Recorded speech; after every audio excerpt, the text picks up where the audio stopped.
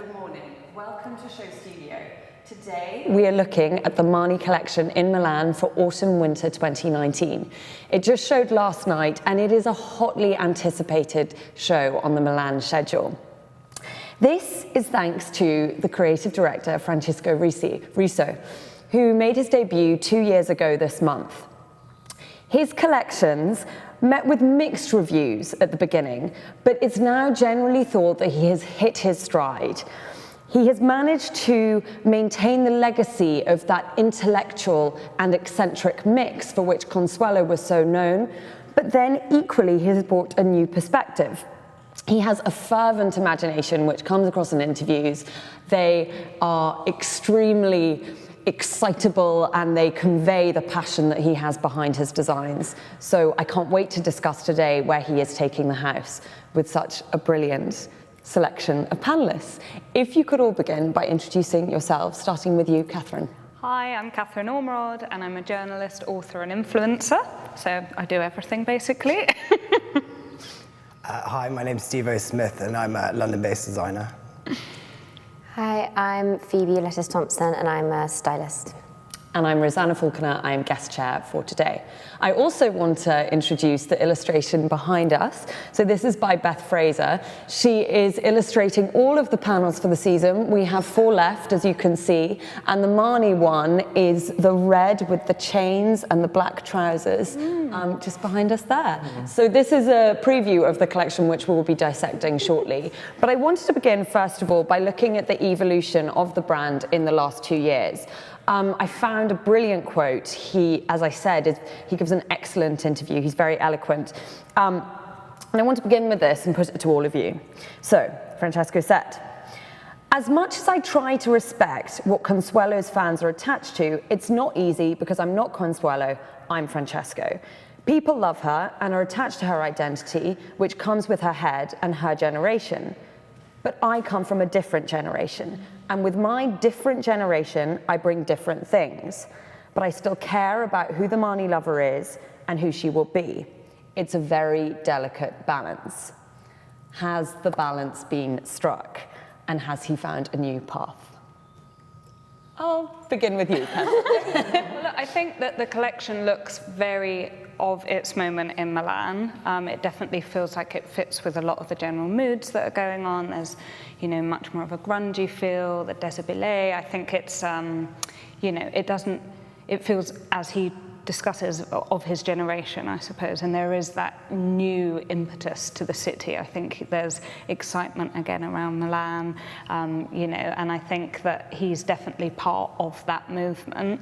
Whether he's hit the nail on the head with Consuelo's fans, I think that's probably up for debate, to be honest, because there's a lot in here that I think doesn't entirely tally with her legacy, but there need to be new fans for the brand as well as old fans for the brand. He has to cater to this new generation, the new younger people coming to the brand. So as he says, it's such a fine, delicate balance, and he's doing obviously his best to strike that here. Personally, it's not my favourite of the collections that he's done since he was, installed at the head of Marni, but I'm sure there will be fans out there. And what about his recent collections in general? Do you see a turning point where he hit his stride, as the press reckoned? I think it's a difficult one because if you think about Consuelo, she's had however many 20 years or so to develop this language. And he's relatively new, so I think you can see him doing a lot of different things. I think as a designer, you can see him having fun. Each season's very different, and it could just take a bit of time to develop that. It's not just going to happen immediately.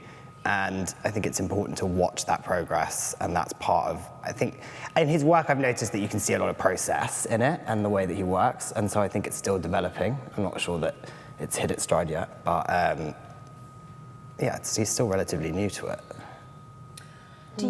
Sorry, you were going to say? No, I just think, as Katherine was saying, the grunge and the maybe new Marni fans, I would probably say that since he came on board as creative director after seeing his first collection, I would probably look to Marni more because I like the way that he is injecting a more youthful feel to it, and I like the way the sort of brand overall, including like campaigns. I feel like I could connect more to that, but then does that mean that the original Marni consumer is against that, because that wasn't me?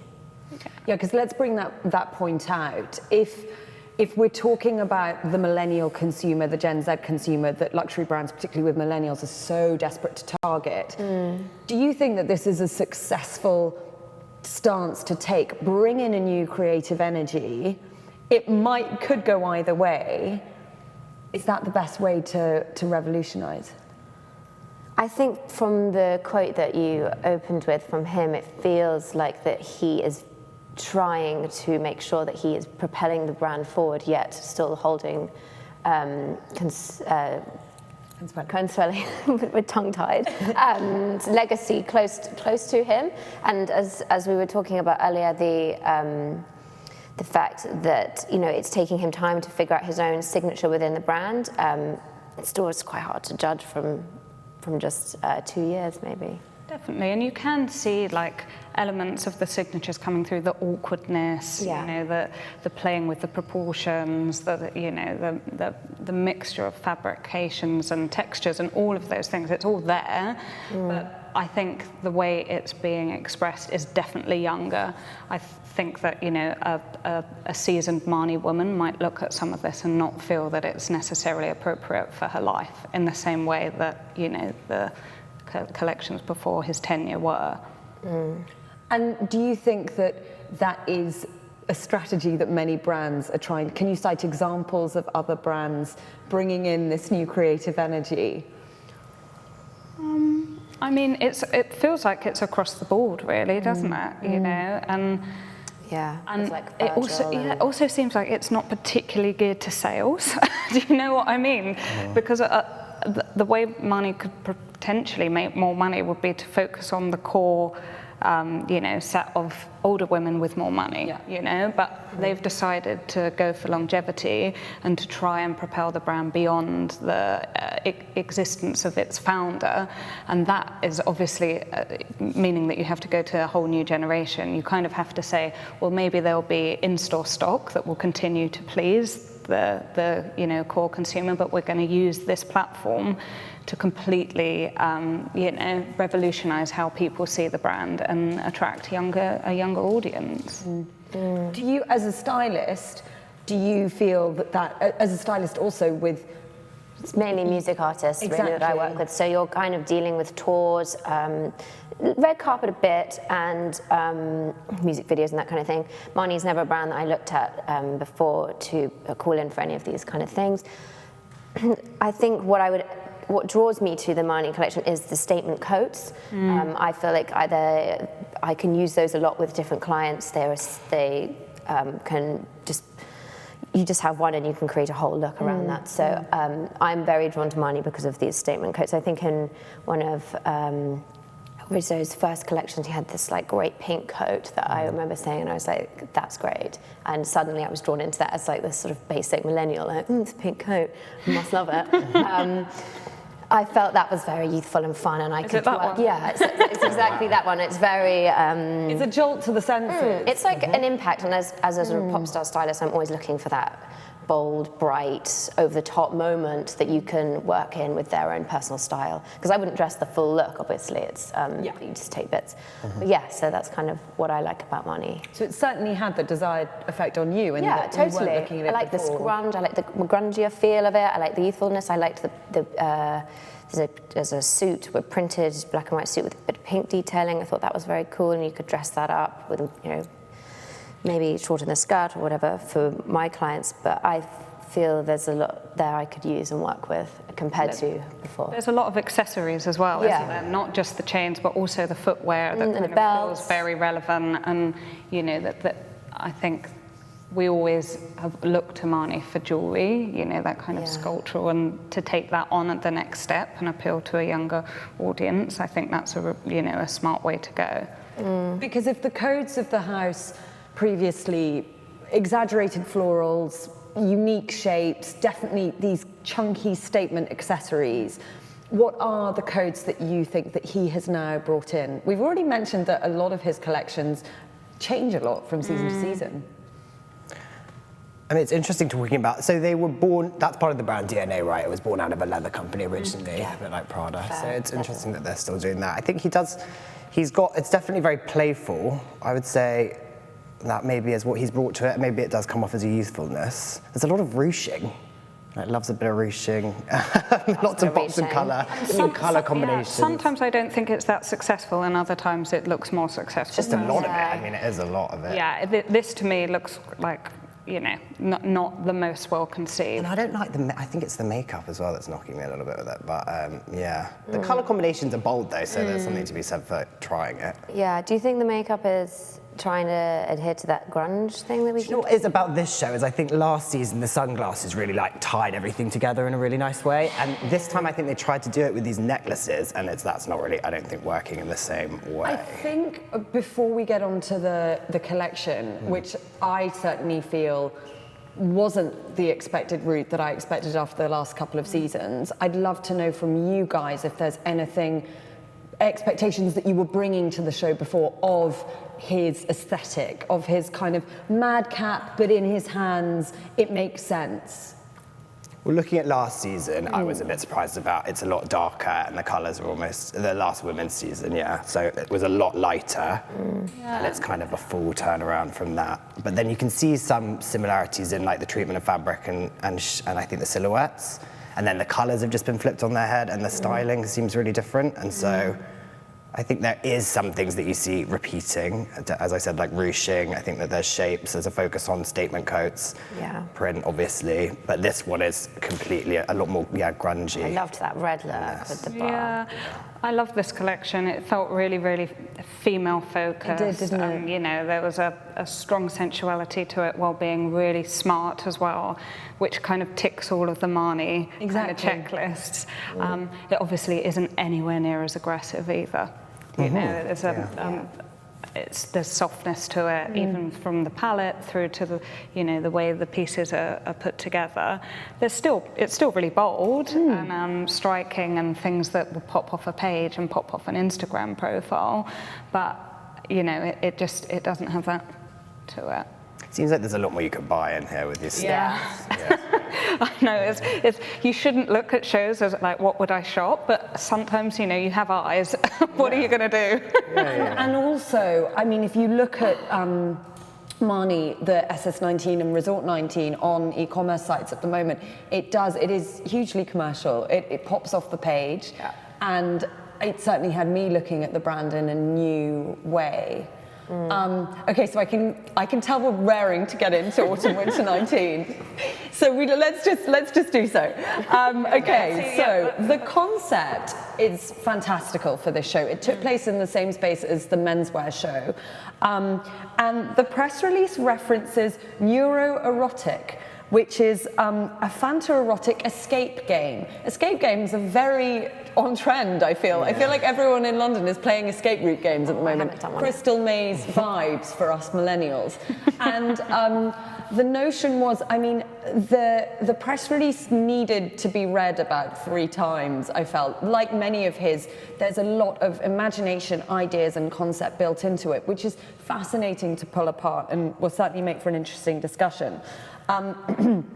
It's highly imaginative, and I think we should also bear in mind that he's bringing together the neuro and the erotic, so the cerebral, and then also obviously the sensual and the sexy, which is not something notoriously associated with Marni. So my first question to you all is has that concept worked? Does it need reining in? I'll turn to you, Steve, as our resident designer. So sorry, could you repeat that? I was looking at the jewelry again. Or you can comment more widely. But the concept of the collection is neuroerotic. Okay. And this bringing together of the sensual and the cerebral, and in the press release it really brings out that that's something that women are faced with all the time. does that come across? Do you think it's a concept too far for Marni? It's interesting. I think, yeah, there's a lot of they really juxtapose the fabrics and everything, and so it's a lot more broken up than last time. It's almost colour blocking, so I don't know if that is to do with this idea of it being sensual. It's about mixing a bunch of things together, but I'm not. I think that he makes up a lot of words, doesn't he, in his things, I've noticed. He coins these terms, which I think is really interesting. I actually read a Guardian interview on him yesterday, and retrovolution is one of it, that's his which is, I think, it's quite charming, actually, and it's interesting. I mean, the thing about these press releases is sometimes it's difficult to reconcile it with what you're seeing, especially when it's so wordy, because it kind of loses you a little bit. But yeah, so I think that's what I'd say about that. I think there's like a violence to the eroticism here, isn't there? It feels porny, like the colour, you know, the black, red and white. It feels like there's some kind of energy behind that. Whether it's not sexy in terms of our, you know, contemporary idea of sexiness. It feels like eroticism that's been like torn apart. And I think that the mention of hormonal, I thought that was really interesting as well, that women have these hormonal urges in their, you know, daily lives that might mean that there's something potentially a little bit unbalanced about them. And I think that there is that feeling to this collection, that there is something unhinged and, you know, something that is fundamentally quite violent going on, maybe trying to keep these two tensions at bay. And you can see that when you pick it apart. Whether it's something that you necessarily want to wear on your sleeve, I'm not sure. You know, it's an interesting conversation to be had, because there is a reason that I think women try and conceal both of these things and maybe try and prioritize the cerebral over the hormonal, because it's obviously one of the reasons cited against us why we shouldn't be in power. You know, like women are too hormonal and too unhinged and unbalanced to have the nuclear codes, whatever. So I think it's really interesting to be exploring those kind of themes, you know, in a cerebral way. And some of these pieces like that, as a look, I can totally see how you could pull that apart and wear it in lots of different ways, the blouse, the skirt, all, you know, but like the onslaught of it all together, to me, feels quite violent. Yeah, like the banging of the necklaces and the belts. And Which in movement must have been a lot more. I can imagine if you were at the show, there would have been a lot of movement was very important to the show. Georgie, in her live review, which is available on SHOWstudio and is brilliant, she said that the soundtrack, so it combined cats meowing.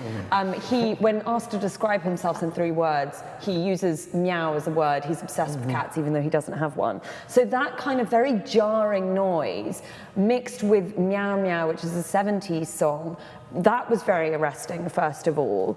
And then obviously also the show's space, it's very dark. But Georgie, and also in the press release, it cites that nothing is as it appears, everything keeps moving. Everything keeps moving. So you've got fluid languor versus martial steadfastness. You've equally got, there are engagement rings holding together tunics, and chains are very key, which we see in the illustration behind us. I think in movement, the harshness that you mentioned and that becomes more romantic. Yeah, you see there's more of a sensuality and a flow to the silks, which I guess with a flash just look flat, don't they? So when you look at it face on, it probably looks, I suppose, less feminine and less sensual than potentially in real life here. And there's something quite interesting about when you see it in movement, there's these long necklaces. He's playing a lot with the bias as well. And so there's a similar movement there. So I wonder if that was intentional, the way that it's, because that will swing more if you cut it that way. So that's quite interesting. And then I guess it is as much about how that feels on the woman wearing it when you've got all that movement. Yeah, I love it more when it's in motion. Yeah, definitely. But either way, you love it. So I like it. I don't love it, but when I see it in motion and the kind of sort of violence to it, and these women like walking down as if they're harboring all these like secrets or emotions, you know, this kind of hormonalness that they're maybe holding in, it just feels aggressive, and I quite like that. I don't know. Yeah. No, I'm interested to bring out what we were discussing just a little bit before the panel, in that certainly for Katherine and I, we loved the romance of Spring Summer 19 and the colour and the softness, and that I imagine has had great commercial success. Yeah. Has that, this is an autumn-winter collection, and if we're looking at typical autumn-winter traditions, it is more in keeping, but has that been lost, and how will the customer react to that? It's interesting hearing him talk about Consuelo and how he refuses to be sort of A copycat. yeah, exactly. Yeah. And He'll just I get think criticised for you that. can see that mentality in his own reaction to his work, and he's clearly reacted against his last season. I think you see a lot of designers do that. You get bored of what you've just been looking at for ages, and you want to do something new. And so maybe that same mentality is similar to how he looked at the brand in general and kind of went in his own direction. And I think that shows like a confidence in himself that is.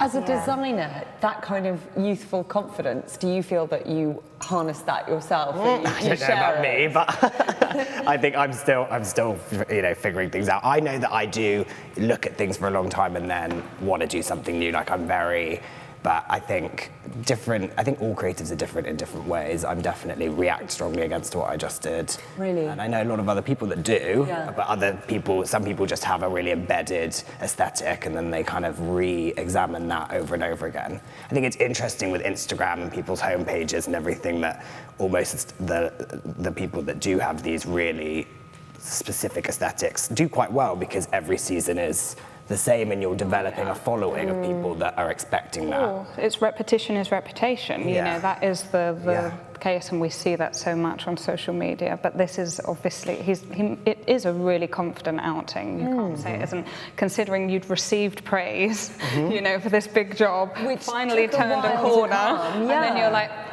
I'm going to rip up this rule book and start again. You have to say, like, props. He said that as well. He said he welcomes criticism because it's the only way to learn. And so, you know, maybe he's not trying to get all this praise every time. Maybe he's trying to challenge himself, and that's quite romantic and interesting as well. What do we think? One of my description, Anders in an interview over lunch with him, a rendezvous. So this was for Vogue Online. I love that, rendezvous. That's crazy. Anders said that he approached him in this Milanese bar. Oh, wait, was it in Rome? An Italian bar.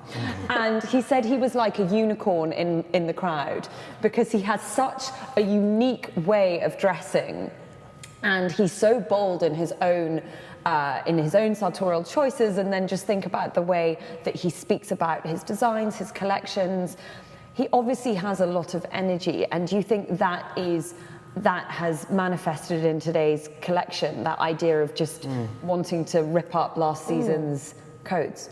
Yeah, I think the energy of the way the clothes moved, the way the girls moved, the music that was moved. He's almost a revolution of, okay, that was all, I got so much praise for that, good, well done, okay, I'm going to do something completely different, and being empowered by that, and just saying, okay, criticize me if you like, but this is what I've done, and then we'll move on to next season. Next season might just be completely different again. But yeah, really interesting what you said before we started about Attico. I'm looking at it more and more now. You can see the same kind of language there. Yeah. The colours, and especially those dresses that are in squares with the red, white, and the black. That feels quite of that kind of same attitude. Yeah, there's Attico, 16 Arlingtons, that kind of glam Milanese, but they're with a little bit of an edge and still polished, but like slightly off. You know. So the traditional the customers for which Marni was traditionally renowned, so gallerists, architects, women in the fashion industry. Who do you see as the customers now? Is this perhaps a red carpet moment, like you were mentioning? I think for me, if it was going to be a red carpet moment, I'd be picking out the jackets, making a leather crown. I think the long dresses are the red, and there's like a white one as well, really beautiful. I think it's for an older client, personally, who's on the red carpet, maybe an actress. I think the pop clients I have, it wouldn't be the best fit. But like you say about, is this the art directors? Is this the same customer? But isn't that customer growing up? So that is the same. So it is. I think it still is the same potential client, but that client has now, from an assistant or as a child, is now an art director, or now in that position. I think they might look to Marni. I think so. Anyway. Yeah, definitely, and there's a modesty to it as well, because aside from like the scarf around the bosom, like in general, the hemline's long. You know, that it's not a lot of skin on show, so in that way, I suppose for an older client, it's still relevant. And for a modern view on eroticism. Yeah, but you know, the midi length with the big boot feels very right for now. I mean, it's quite ironic. There's for being sensual. There's a lot of fabric. There's a lot of pleating. There's a lot of bias. There's a lot of, and then there's the layering of the fabric. So it's quite an interesting way of putting more fabric on the body to make it more sensual. It's quite interesting, and it's And we've got some chest here. You know, that would look fantastic maybe with a polo neck underneath as well. You know, you could see how it could be adapted for different ages as well. Yeah, and sort of everyday wear. Perhaps, is it more in the styling of the show? Is it more in the makeup of the show and this soundtrack that I mentioned that gives that slightly more aggressive feel rather than the individual pieces? I mean, potentially. I think when you look at it first, it is quite a jolt, you know. It's like, and then when you do start to look at bits and bobs and think how you could take it home and make it your own, I think there are lots of ways that, you know, women of all ages could wear it, to be honest. Yeah, love that. And when trying to court this new generation, how do you feel that Marni, apart from their designs, have you seen them doing anything else in the marketing towards them? Yeah, I'm really looking at their Instagram before. I love how they're using Jess Maybury in their campaigns. She's like I think she's a really cool London girl. She's been doing a lot of interesting work, and I just thought it was quite refreshing to see her as their sort of main girl. I think it's beautiful imagery. It's very cool. It still plays on that quirky sense of the core of Marni, yet it's not sexualized. I liked Marni more looking at this. I think that's what they were trying to achieve. And the demographic I think they're trying to reel in. Yeah, and they're maybe saying that someone like Jess Maybury is the modern Marni girl. Yeah, exactly. I mean, they're saying that quite clearly, and that's really interesting in itself. And that shows, I guess, that gives a bit of insight into what he thinks the difference is between what he's doing and Consuelo's doing, because this is a very new generation. Yeah. The casting in men's is very diverse. He often doesn't use models. He uses men's of. Is this the collection where you see? I think it's the spring/summer 19 where you see it most evidently, and he's openly said that he doesn't. There we go. Spring/summer 19. He's openly said that he doesn't just want to work with models. I mean, this is nothing new. That's also a really millennial way of working as well, is by going, okay, well, we're going to not just even just street cast, but online cast. We're just going to pick an artist, a skateboarder, or like anyone else that's doing something interesting within their field. They say something to the brand, and then the brand, excuse me, goes, okay, I see something in you. I can bring you into my brand, and then you represent my brand. And I think that's just a very modern way of working. It's different now, because if you've got someone on the face of the brand, you can do a quick Google search, and then they've got all their opinions are online, so you kind of do have to think a little bit more about the content of someone's character rather than just their physical appearance when you're choosing, I guess, because... No late night tweeting, basically. No, exactly. You know? And it's a rule for life, to be honest. Or just Twitter at all, to be honest. I don't really get it. But. And Katherine, so if we were playing marketing 2.0, I think a lot of brands, if thinking, right, today we're going to start trying to court the millennial consumer, this is probably a conversation that's taking place about 3 years ago. One of the key ways they would be choosing to do that would be influencer marketing. And I noticed, I follow various influencers, they attended a lot of shows yesterday, but they did not attend Marni, so it would seem that they are not actively courting that street style, the ones that really travel the cities. What are your thoughts? I think it looks, to all intents and purposes, that he wants to do things his own way, and that there's a lot of doing things the same at the moment. And I think if you're going to do that on the catwalk, he clearly has both his inner confidence and the confidence of the people behind him, at least that he can, at the moment hold on to do things in the way that he feels most comfortable with. And it's not just you know, copying everyone else's strategy. And Yeah. in the end, I think it's going to win because they are all blending incredibly at the moment. And there's nothing that feels particularly interesting. Even the most elevated of brands are doing very, very pedestrian and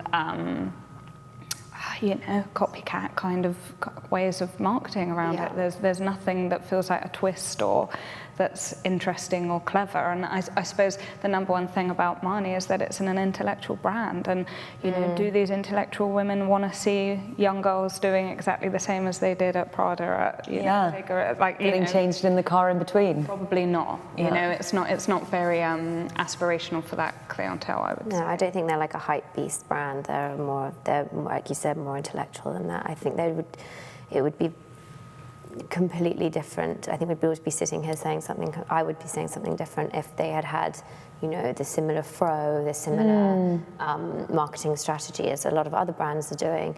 I think that would definitely, if say the nail in the coffin is there for some of the original Marni fans, that I think would definitely be it.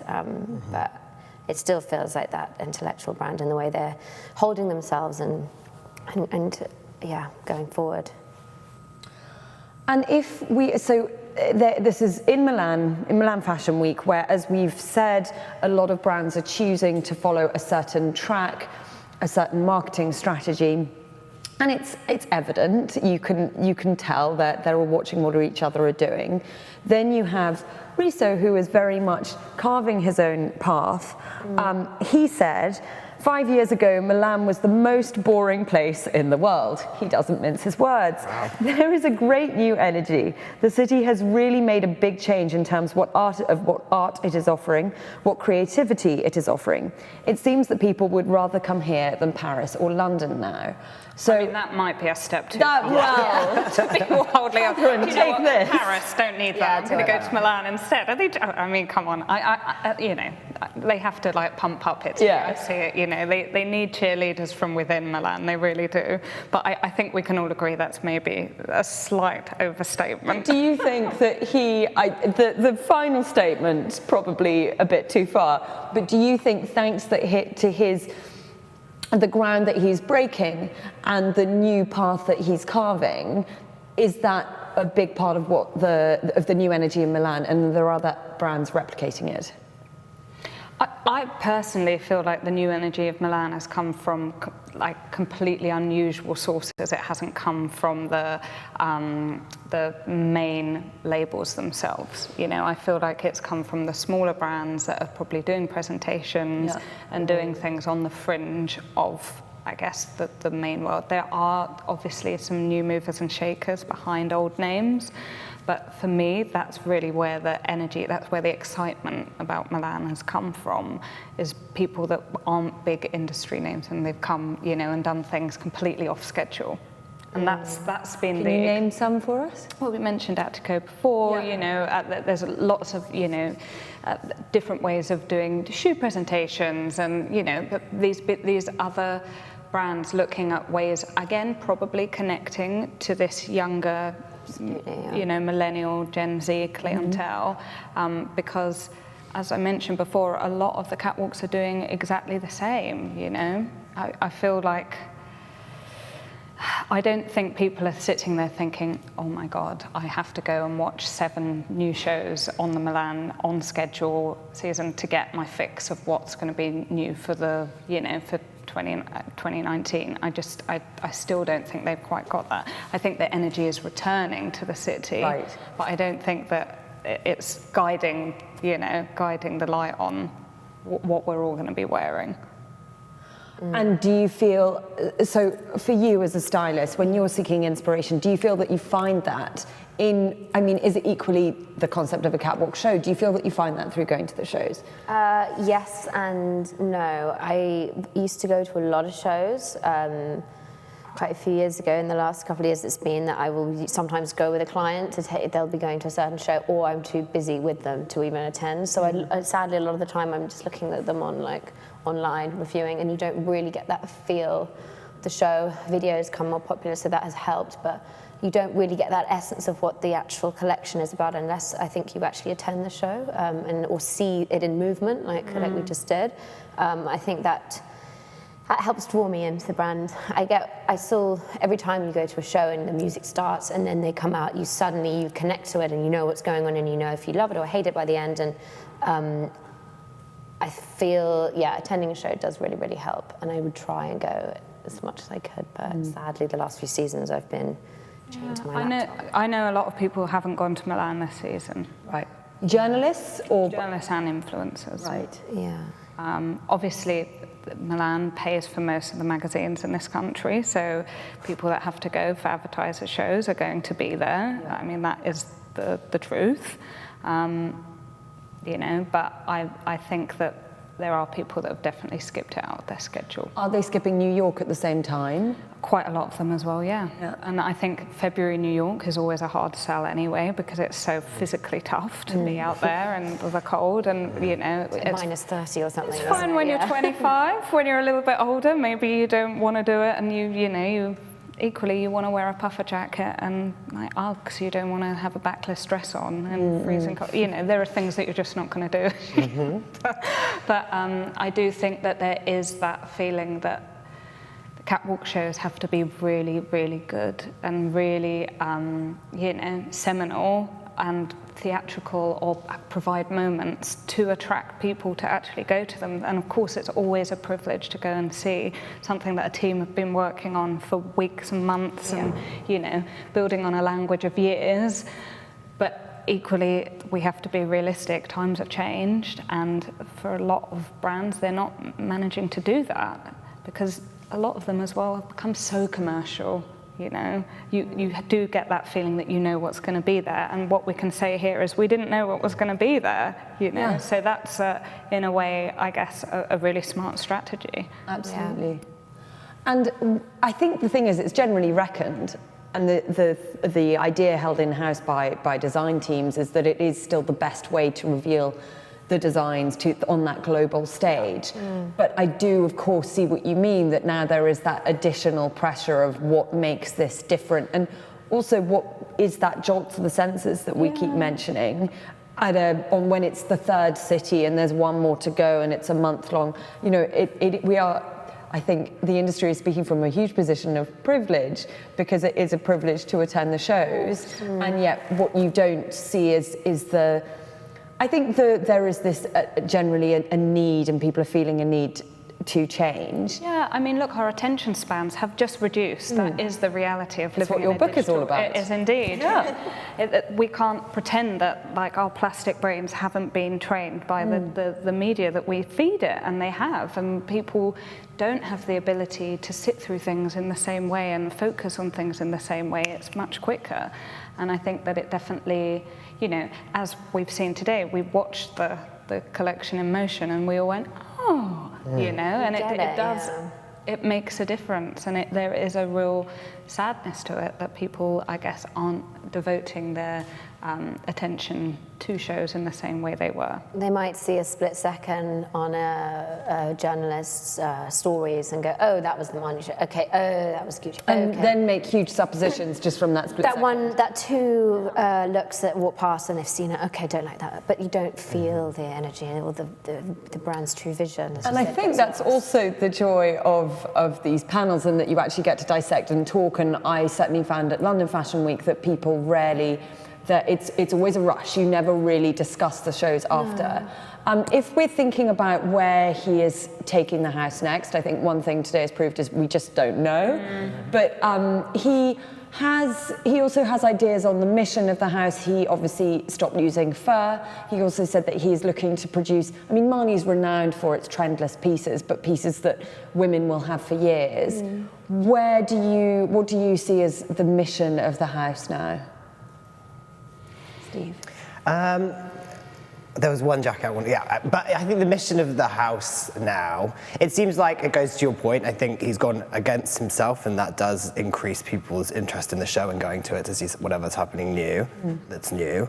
I think it's quite a mantle. I mean, anyone who talks about Marni talks about his intellectualism, and for me, in fashion, that usually just means like a graphic print with 3 colours, and I don't really get that. And it must be a lot of pressure for him to like this sort of be clever, be clever, and then with it's like, clothes. it has like a half a collar, like that's crazy, you know? It's like, it's kind of, maybe so he well bridles put.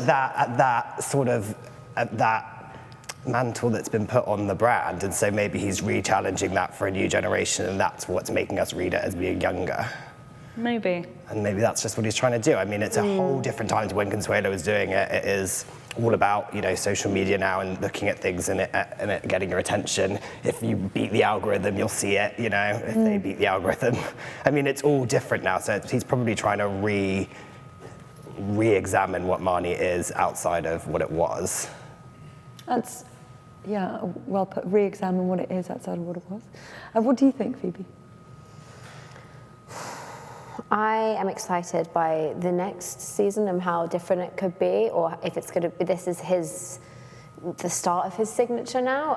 You don't really know. Maybe last season you thought, okay, so this is him now. This is the way he's working, and this is kind of what we're going to be seeing next season. And then he's just kind of not shocked everyone, but surprised everyone with this show. So I know.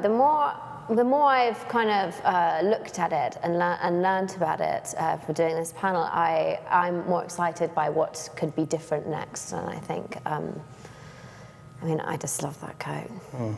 Is that the jacket you were going to pick out? No, I like the patchwork, the black and white patchwork one. It's like, Can you bring that up? got all the squares. I thought that was I really really nice. enjoyed seeing the engagement ring dress up close as well. Yeah, I So mean, the clever. concept of that is so clever. Yeah. So that Of one, course, it just looked like, you know, rivets or something Yeah. when I first looked at it. so it's a tunic, a silk tunic, and it's held together by engagement rings. Well, that white one, it's like embellished there. Yeah. It's great. I was thinking it's great how it doesn't pull it too much. Yeah. I think the one thing to be said that It's like bridal, isn't it? Yeah, it's but it's a I mean, really what new. an amazingly, you know, interesting dress to get married in. Yeah. All of your old husbands. I got all the engagement rings. And yours will go here. Exactly. I mean, the casting's amazing. I think we've mentioned it, but it is very diverse. It's very interesting. I think in the same way that we were talking about Jess Mabry, he's showing you who the woman is through casting every season, and you know, it's damned if you know, damned if you don't. But he's done a really good job with casting in this. You know, there's no like big supermodel faces. It's sort of like, you know, these very interesting looking real girls. So that's. And there she is closing the show. Yeah, brilliant. She's I amazing. think it's such a brilliant choice for them. That's what made me really like it, actually. Get it and get who the customer is going to be. Definitely. The choice, and because casting, I think it's like, this is the girl. This Yeah. is my girl. This is Jess Mabry. This is who the Marni girl is going to be, and I'm going to grow old with this kind of girl. That made me completely understand where he was coming from with the show. I think. I do think probably as we get a few more collections, we might see a bit more of a red thread, because at the moment I'm definitely looking at 2 collections, one that I would definitely buy into and wear, and one that I wouldn't. And I think that's, you know, obviously it's exciting, but obviously Prada does very, very different collections, but every season there's something in there that I'm like, right, it continues. And he is Prada trained. I mean, that you can feel that there, and obviously that is something that Mrs. Prada does every season. That's where people go to Milan for Prada, for the brand new, you know. And I think that, you know, if he's come from that tradition, we can see it on, you know, on show here. But of course, next season I would love it if he went back to what he was doing last season. And, you know, that isn't, I guess, you know, that's me just personally on a personal note. But I guess somewhere down the line, you've got to start to tally that to find, you know, your new core customer, the person that's going to keep coming back to you season after season. Or maybe that isn't the thing anymore.